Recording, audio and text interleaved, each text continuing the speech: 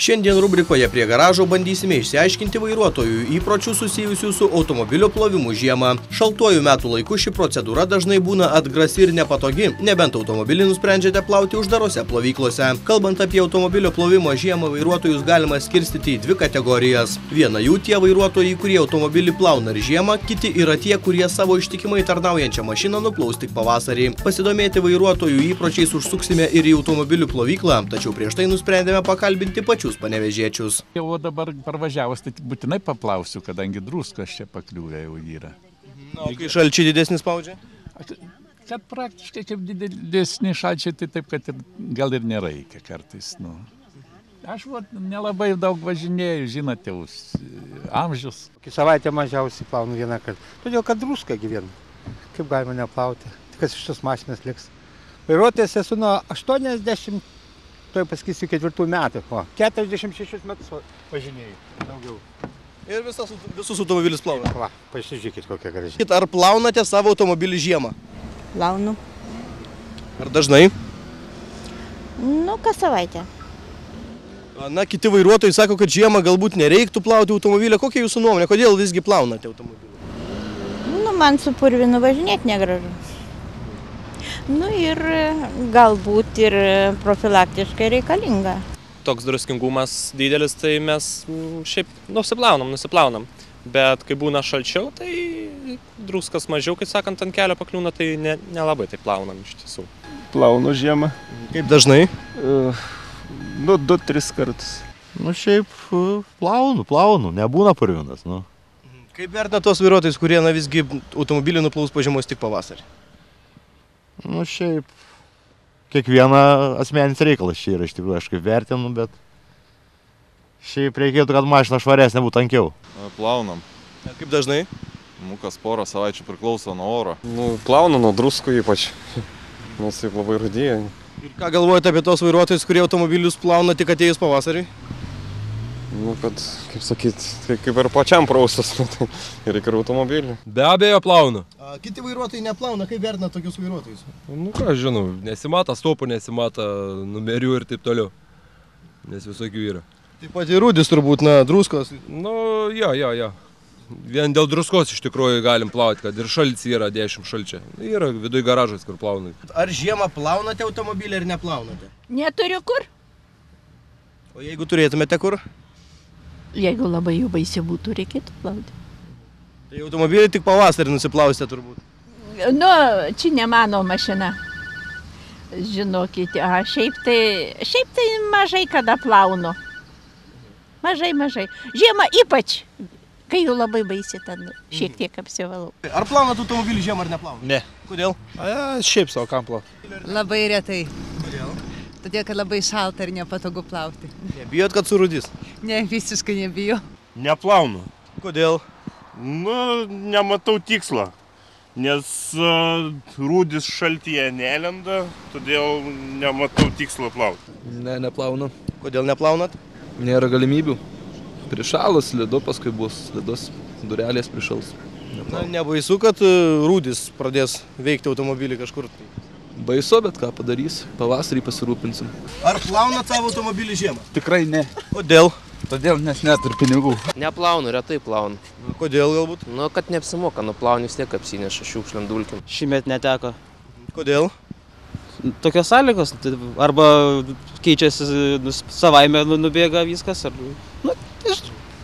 Nebijote druskų poveikio, gatvės vis tiek pabarstytos? Mašinas nesaugosi, ateina laikas mirti ir viską pasitaiko.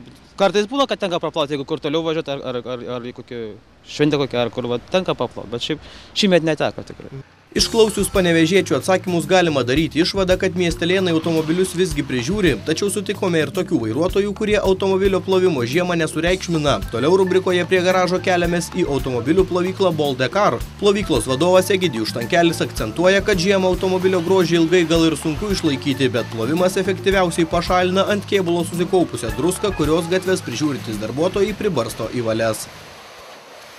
Manau, teisingiausia būtų elgtis, kad žiemą vis dėlto būtinas automobilio plovimas, kadangi druskos veikia automobilio dugną ir vienareikšmiškai reikia plauti automobilį žiemą. Na, kiti vairuotojai galvoja, kad, neplaunant automobilio, tos rūdys kartu su šalčiu, su sniegu, su ledu tarsi užsikonservuoja, ir nieko nedaro. Ar čia teisybė? Tai jis pamatys rezultatą, manau, kaip ateis pavasaris, kaip nusiplaus pirmą kartą automobilį, kiek išlis rūdžių papildomai, jeigu jis bus neplovęs automobilį. Plovyklos direktorius sako, kad automobilio plovimas žiemą nėra kažkuo labai išskirtinis dalykas. Tiesiog, kur vairuotojas beplautų automobilį savitarnos ar uždaroje plovykloje, daugiau dėmesio reikia skirti toms vietoms, kur gali kauptis druskos. Be abejo, tai yra ta pati procedūra, tik tais tiek, kad žiemą plauti reikėtų papildomai arkas, dugną, biškį daugiau pasilenkti ir viskas. O procedūra lygiai tokia pati.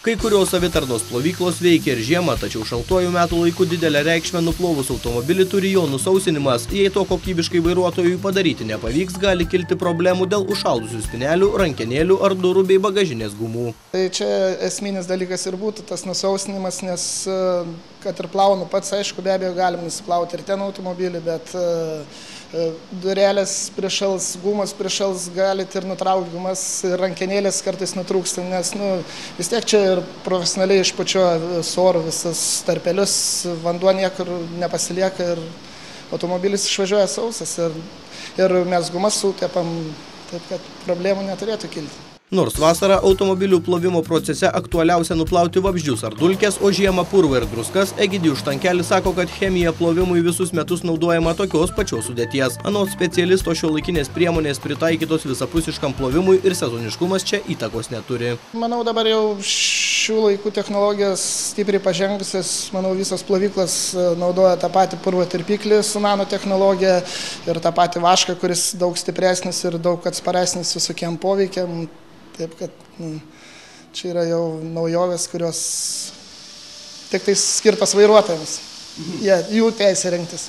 Plovykloje mūsų apsilankimo metu buvo atliekama ir variklio plovimo procedūra. Egidijus Štankelio paklausėme, kada derėtų plauti automobilio širdį, žiemą ar vasarą. Atsakymas buvo konkretus – plauti variklio apskritai nerekomenduojama. Manyčiau, variklio visai nevertėtų plauti. Daugelis variantų, tai čia atvažiuoja pas mums nusiplauti automobilio variklio, kad siunčia arba kažkur iš servizo ar iš technikinių, nes tepalo pribėgia ar dar kažko, nuplauti tą tepalą, pasižiūrėti, iš kur bėga, problemas židinys kur.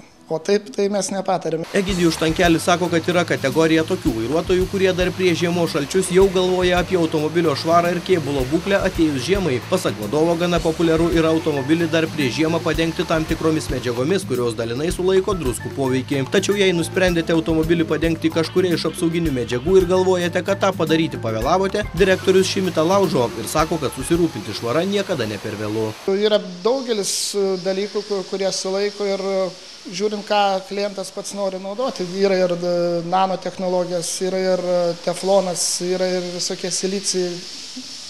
Įvairios begalės priemonių, tik tais reikia noro ir automobilis blizgės.